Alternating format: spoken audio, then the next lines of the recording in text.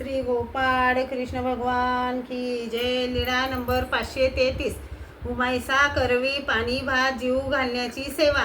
कुंपेत सर्वज्ञ आसनावर बसलेले होते. सर्वज्ञ उमाईसाला म्हणाले, बाई, मासोपवासिनी ज्या देवळात असतात त्या देवळात त्या 1 महिन्यापर्यंत सडा समार्जन करून रांगोळी भरत असतात.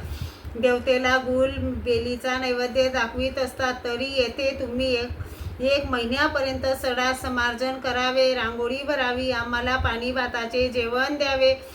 बाईसाने विचारत जावे. बाईसा जसे जसे सांगतील तसे तसे करावे. तिने म्हटले, हो जी.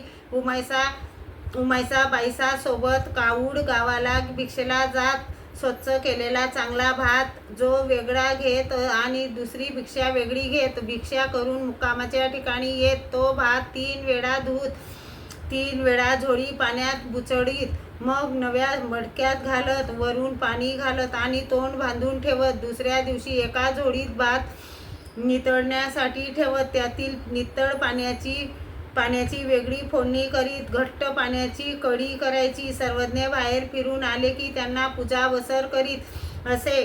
मग ताट होत असे. प्रथम सर्वज्ञ तूप घालून पाणी भात कढी बरोबर जेवत. मग पाणी भात आणि कालवण असे सर्वज्ञांचे जेवण होत असे. कित्येक दिवस सर्वज्ञांना असे जेवू घातले. श्री गोपाळ कृष्ण भगवान की जय.